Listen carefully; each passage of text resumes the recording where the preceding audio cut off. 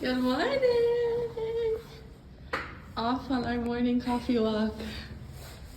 New Yorker. Y'all, we slept last night. Don't we look like it? If you've ever been to a New York City coffee shop, you know this place is huge. There were so many tables, so many chairs, and of course, there were so many pretty flowers that you can just look at or buy if you live there. I got a tiramisu latte and a ham and cheese croissant. You know it's good when the bag looks like this. And this tastes like a dessert. Perfect for a little 9 a.m. coffee. Hey. Are you okay? Huh? Are you okay? Yeah, I'm fine.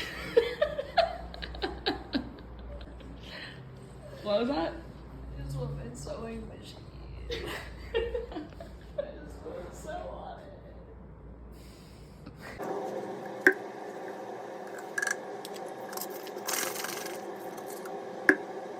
Of course, I had to wear my Pat McGrath jacket. Guess what I have? Another wrap from Pret. I'm on my way to the Nyfw show, and I'm gonna take a bus. My second trial of a bus since I've been here, and if it doesn't come, it might just be the end of my trip here. Ooh, didn't know New York had this. On my bus just now, there was a guy rapping very loudly, another guy cussing out the bus driver, another guy beating on the door to try to get out before the stop. So, welcome back. This is a super famous bookstore, and this is where the show is going to be. It's going to be so sick. I'm pretty sure this long line is where I'm about to wait to get in backstage. I ended up getting in pretty quickly and then had to go up this super sketchy elevator. Catering can sometimes be hit or miss backstage at fashion shows, but this one was so good. Hair and makeup is typically in the same room, sitting across from each other so you can quickly share models, sometimes even work together on the same model. When rehearsals are coming up and everyone's having to go very fast to get a model ready, they double up, triple up, quadruple up, like this girl's getting everything done at the same time. It's mass chaos, but you do what you gotta do. Here is one of the lead makeup artists. Her name is Mimi. She was doing a demo so all the makeup artists can be on the same page, seeing if there's any changes since the last time they were told what they were gonna do. There were some students that came in to watch the whole process, so each makeup artist in this case had their own assistant.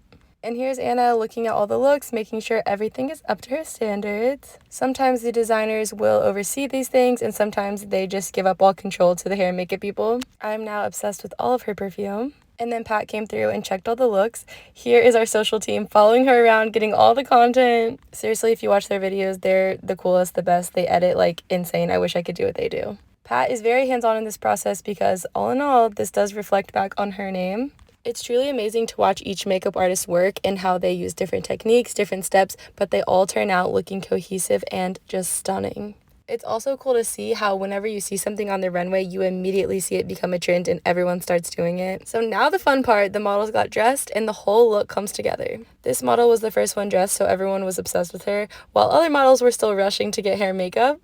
And like I said before, sometimes it takes multiple people to do one look. I love taking videos of the BTS because I think it's fun to show people what it's really like backstage. Wardrobe usually isn't near hair and makeup, so this was definitely a treat for us, and I was taking full advantage of pictures and videos and everything of everyone. The models were so amazing backstage. They really took the time to pay attention to every camera, every phone, and do whatever we asked them to do.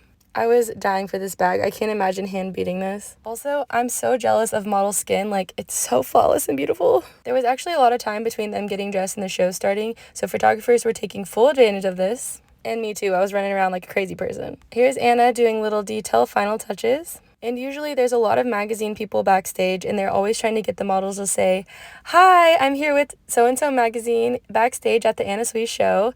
So when you see those on the magazine's Instagram, just know those models have to say that for so many different magazines. It's kind of funny to see like what gets posted and how it's posted, and then how it actually went down and happened. Also with Pat McGrath, for example, if they have a new product that they used on the model, they want a lot of good content with that makeup next to the model, them using it, all the different ways you can use it, all the colors, etc. I truly loved every single look for this show. Like, I want every single piece. Everyone is just so professional and everything looks so perfect. I wish I looked this put together all the time. Here's an example of the content that you would see online of the product being held next to the model while it's being used on her. And then again with the new palette showing all the colors and of course in the best lighting ever. And here's an example of a model talking to Vogue backstage. Hi Vogue, it's Jordan. We're backstage on the stage. So I was discovered at a school fashion show that I did for a friend. And then the advice I have for other models is so hard. Try to stay as young as you can for as long as you can. Like, don't grow up too fast, you know? Once you get into it, you're gonna grow up really fast and you can't go back. So just like, try to be a kid. And there's tapestries, there's every little details, souvenir scarves, London souvenir scarves. And these were the final touches before the models went onto the runway. The students that were brought in were so excited to be around Pat. They were so grateful and thankful to be there. Then the show started and I wanted to be outside like right when the show ended because I wanted to see who all attended the show. Where I ended up standing was actually in the line of fire of all the paparazzi, so I'm sure I looked like a hobbit in the back of all these pictures. Actually, I'm sure I got cut out, blurred out, like I'm probably not even in any of these. I can't wait to go through all the paparazzi pictures and see who everyone was though. This is one of the models that got bombarded after the show. She was like giggling and just trying to kind of get away from everyone. And here are all the flashing lights, you know, taking pictures of us because we're so famous and stunning. All right, here's where my night took a turn. Marc Jacobs came out. Everyone was shocked. Obviously, everyone was freaking out. Then, watch what happens. Watch. Ah! I just met Marc Jacobs. I've worked his shows, but I've never met him, like talked to him. Freaking out. I was a little bit like I should have been like, oh, I've worked your shows and I love your stuff, but I was just like, can I take a picture with you? Snaps, and I was like, thank you. It was really awkward, but he was really nice. So then I went to a friend's house, had some appetizers, had dinner. Her apartment is like the most stunning thing ever. Then I checked on the neighbors and went to bed. Bye.